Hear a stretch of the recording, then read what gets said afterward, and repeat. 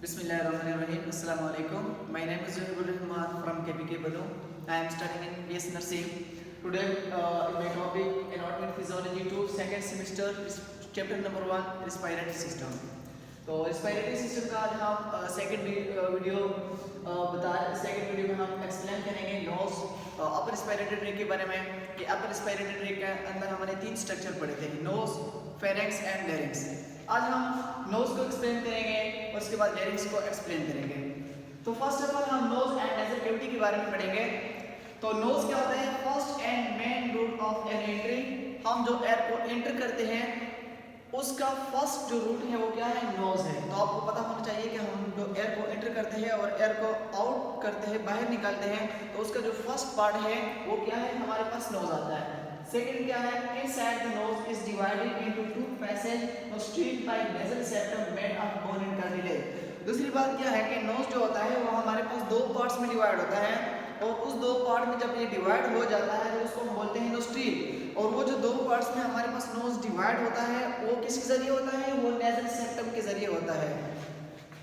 Nasal septum के जरिए divide हो गया और उसके बाद उससे बन जाता है नोस्ट्रील। और ये जो नोज है हमारे पास बना किससे होता है? Made of bone and cartilage. जो हमारे पास नोज है ये आप लोगों को पता होना चाहिए कि हमारे पास नोज बोन एंड कार्टिलेज से ही बना होता है। ये तो था नोज की। और उसके बाद थोड़ी सी डिफिनीशन, आपको bone surrounding the nasal cavity. अब कुछ बोन होते हैं जो नेजल कैविटी के अराउंड होते हैं, जिस तरह के हमारे पास उसके रूट में कौन से स्ट्रक्चर प्रेजेंट होते हैं, उसके फ्लोर में, मीडियल वॉल में, लेटरल वॉल में और पोस्टीरियर में। देखिए जो बोन है, बोन के रूफ में कौन से स्ट्रक्चर प्रेजेंट होते हैं? Ethmoid bone, sphenoid bone, frontal bone, nasal bone. ये आपसे पूछा जा सकता है कि नोज के रूफ में कौन कौन से स्ट्रक्चर या कौन कौन से बोन प्रेजेंट होते हैं। तो आपने ये चार बोन याद रखने हैं: ethmoid bone, sphenoid bone, frontal bone and nasal bone. आप देखिए फ्लोरोफ मतलब जो नोज का नीचे वाला पार्ट होता है। अब फ्लोर क्या है? फ्लोर जो नोज का अपर वाला पार्ट होता है उसमें कौन कौन से स्ट्रक्चर प्रेजेंट होते हैं? रूफ ऑफ माउथ, इसमें रूफ ऑफ माउथ प्रेजेंट होती है, hard palate in front end soft palate in behind. तो उसके बाद आप लोगों ने ये बात याद रखनी है कि नोज के फ्लोर में दो स्ट्रक्चर प्रेजेंट होते हैं। इस एक को हम बोलते हैं हार्ड पैलेट, दूसरे को हम बोलते हैं सॉफ्ट पैलेट। अब हार्ड पैलेट उसके फ्रंट में प्रेजेंट होता है और जो सॉफ्ट पैलेट होता है वो उसके बैक साइड पे, बिहाइंड बैक साइड पे प्रेजेंट होता है। ये दो स्ट्रक्चर आपको याद होना चाहिए। उसके बाद मीडियल वॉल में क्या है? Formed by nasal septum. Nose जो होता है उसका जो मीडियल वॉल है वो किससे बना होता है? Nasal septum. जिस तरह के हमने ऊपर भी पढ़ा कि नोज जो है वो डिवाइड होती है नेजल सेप्टम के जरिए, जिससे नोस्ट्रील बनते हैं। तो ये भी मीडियल वॉल जो है वो नेजल सेप्टम से ही बना होता है। अब देखिए उसके बाद हमारे पास लेटरल वॉल। लेटरल वॉल हमारे पास form by maxilla, ethmoid bone and inferior conchae. जो लेटरल वॉल है हमारे पास नोज का वो किससे बना होता है? मैक्सिला से बना होता है। वो हमारे पास एथमॉइड बोन से बना होता है और उसके बाद इंफीरियर कोनकाई से बना होता है। इंफीरियर कोनकाई क्या होता है कि हमारे पास जो नोज का जो बोन है उसको हम बोलते हैं कोनकाई। अब उसके बाद क्या है? Posterior wall. आप देखिए बोन का पोस्टीरियर जो बैक साइड होता है वो किससे बना होता है? Form by posterior wall of pharynx. आप ये याद रखना कि जो नोज का जो बैक साइड होता है वो किससे बना होता है? वो फेरेंक्स से ही बना होता है, फेरेंक्स के वॉल से ही बना होता है। आप देखिए ये तो हमारे पास कुछ स्ट्रक्चर जो इसके सराउंड थे। अब इसके बाद हम नोज का फंक्शन पढ़ेंगे कि नोज का फंक्शन क्या है। नोज के कुछ फंक्शन है। फर्स्ट फंक्शन इसका है वार्मिंग, हवा।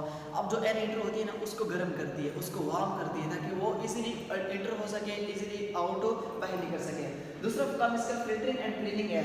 दूसरा काम इसका ये है कि जो एयर एंटर होती है ना उसको फिल्टर भी करती है, क्योंकि आपको पता है कि आप लोग कुछ जगहों पे जाते हैं, कुछ जगहों की हवा जो होती है वो क्लीन नहीं होती, गंदी होती है, डस्ट पार्टिकल होती है, तो उनको फिल्टर भी करती है और उसको क्लीन भी करती है। वो जो एयर एंटर करते हैं हम उसको ये काम भी करती है कौन? नोज। तीसरा काम इसका है मॉइस्चर, उसको नमी, उसके अंदर नमी पैदा करती है, उसको नमी भी करती है। तो उसके बाद हमारे पास जो अगला पार्ट है वो है हमारे पास लैरिंक्स आता है।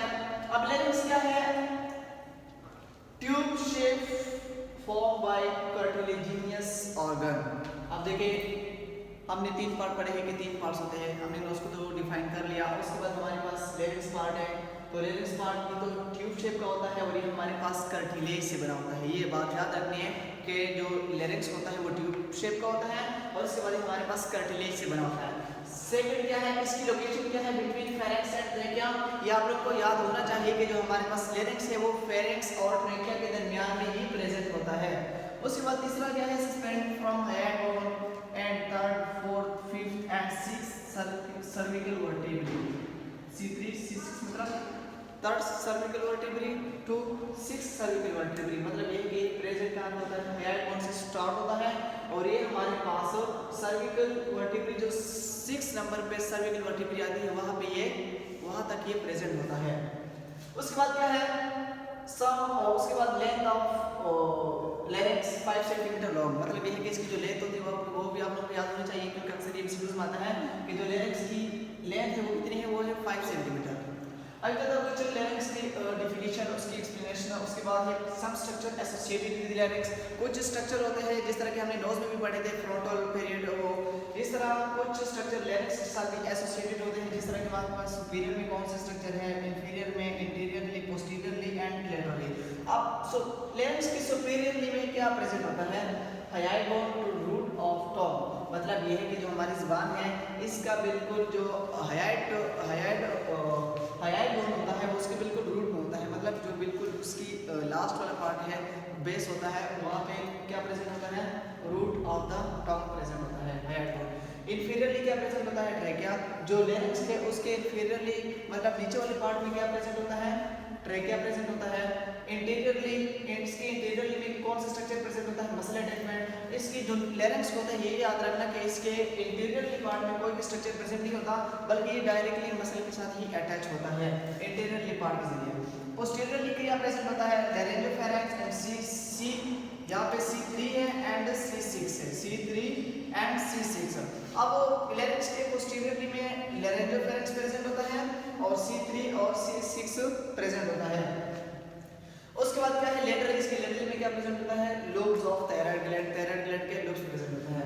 अब उसके बाद लेरिक्स हमारे पास 3 पार्ट्स होते हैं, सुप्राग्लॉटिस, ग्लॉटिस एंड सबग्लॉटिस। सुप्राग्लॉटिस क्या होता है, वो एरिया अबव वोकल कॉर्ड, ये आप लोगों को पार्ट्स 3 याद होने चाहिए। अब सुप्राग्लॉटिस जो है वो एरिया जो वोकल कॉर्ड के अबव होता है, मतलब ये भी याद रखना कि लेरिक्स के अंदर हमारे पास वोकल कॉर्ड भी प्रेजेंट होता है जो साउंड को प्रोडक्शन करता है। वोकल कॉर्ड को भी हम थोड़ा सा एक्सप्लेन करेंगे कि वोकल कॉर्ड क्या होता है। तो ये इतना याद रखना कि जो सुप्राग्लॉटिस होता है वो एरिया जो वोकल कॉर्ड के अबव होता है, ऊपर वाली साइड होता है, उसको हम बोलेंगे सुप्राग्लॉटिस। और ये इसमें क्या होता है, कंटेन एपिग्लॉटिस कार्टिलेज। और उसमें उसके बाद आपने ये भी याद रखना है कि इसके अंदर एपिग्लॉटिस कार्टिलेज भी प्रेजेंट होता है। ये आप लोगों से कोई पूछ सकता है कि जो हमारे पास एपिग्लॉटिस है वो कौन से एरिया में प्रेजेंट होता है, लेरिक्स में प्रेजेंट होता है, लेकिन लेरिक्स में भी सुप्राग्लॉटिस में प्रेजेंट होता है। उसके बाद हमारे पास सेकंड पार्ट आता है ग्लॉटिस आता है, glottis area of vocal cord. अब देखिए वो एरिया जहाँ पे वोकल कॉर्ड खुद ही प्रेजेंट होता है उसको हम बोलेंगे ग्लॉटिस। उसके बाद थर्ड पार्ट में आता है सबग्लॉटिस, सबग्लॉटिस area below vocal cord. Supraglottis हमने पढ़ा था कि जो वो एरिया जो वोकल कॉर्ड से अबव होता है, इसमें यह है कि वो एरिया जो वोकल कॉर्ड से बिलो होता है नीचे वाला पार्ट है उसको हम बोलेंगे सुप्राग्लॉटिस। और इसमें क्या होता है कंटेन क्रिकॉइड कार्टिलेज, और इसके अंदर हमारे पास क्रिकॉइड कार्टिलेज प्रेजेंट होता है। अब देखिए हमने वोकल कॉर्ड को भी बताया कि वोकल कॉर्ड क्या होता है। वोकल कॉर्ड के हमारे पास 2 टाइप्स होते हैं, एक को हम बोलते हैं एब्डक्टेड, एक को बोलते हैं एडक्टेड। एब्डक्टेड किसको बोलेंगे, जब हमारे पास वोकल कॉर्ड ओपन होगा, मतलब जब हम साइलेंट होंगे, जब हम कुछ बोलेंगे नहीं, आप रेस्ट में बैठे हुए ओपन में, तो आपका जो air passage way vocal cord होगा वो ओपन होगा, मतलब ये है कि जो एयर पैसेज वे होगा वो रिलैक्स होगा, ठीक है ना, क्या होगा, रिलैक्स होगा। तो उस टाइम पे किस टाइम पे, जब हम साइलेंट होते हैं, कुछ बोलते नहीं है। एडक्टेड किसको बोलेंगे कि जब हम कोई मूव करते हैं, कोई बोलते हैं, कुछ स्पीक करते हैं, तो उस टाइम पे जो हमारा वोकल कॉर्ड होता है वो क्लोज्ड होता है, और उसके बाद जब हम बोलते हैं और जो उसके बाद जो एयर वे है वो क्या होता है, हम एयर को इंटर कर सकते हैं जब भी हम बोलते रहते हैं, ठीक है। तो उसके बाद क्या है, जब हम इसकी वजह से ही साउंड की जो प्रोडक्शन होती है, क्योंकि हम रिलैक्स होते हैं तो साउंड की प्रोडक्शन नहीं होती, लेकिन जब हम स्पीक करते हैं, बोलते हैं, तो उसी टाइम पे क्या होती है, प्रोड्यूस साउंड की क्या होती है, प्रोडक्शन होती है। अब उसके बाद फंक्शन ऑफ लेरिक्स क्या है, हमने लेरिक्स को एक्सप्लेन किया। फंक्शन ऑफ लेरिक्स क्या है, number 1 production of sound speak, हमने अभी बोला कि ये क्या है, ये साउंड की प्रोडक्शन करता है, साउंड को प्रोड्यूस करता है, इसलिए हम इसको वॉइस बॉक्स भी बोलते हैं। सेकंड पार्ट इसका क्या है, production of lower respiratory tract, जो हमारा लोअर रेस्पिरेटरी ट्रैक है जिसमें ट्रैकिया, ब्रोंकाई, ये वायर आते हैं, उसको भी ये प्रोटेक्ट करता है। तीसरे में क्या, क्योंकि इसके अंदर क्या होता है, इसके अंदर एपिग्लॉटिस, एपिग्लॉटिस का काम यही होता है कि वो नीचे वाले पार्ट को प्रोटेक्ट करता है। तीसरे में क्या है, पैसेज वे ऑफ एयर, ये तो मेन बात है, आपको भी पता है कि ये हमारे पास जो एयर को इंटर करते हैं, आउट निकालते हैं, ये वोकल कॉर्ड में क्या लेरिक्स क्या है, ये एयर पैसेज वे है। और उसके बाद लास्ट वाला क्या है, ह्यूमिडिफाइंग फिल्टरिंग एंड वार्मिंग। वही बात है कि ह्यूमिडिफायर उसको क्लीन करती है, उसको सॉफ्ट करती है और उसको बाद उसको नरम करती है। तो इस तरह उसके बाद इंशाल्लाह हम फेरेंस के बारे में पढ़ेंगे। Okay, thank you.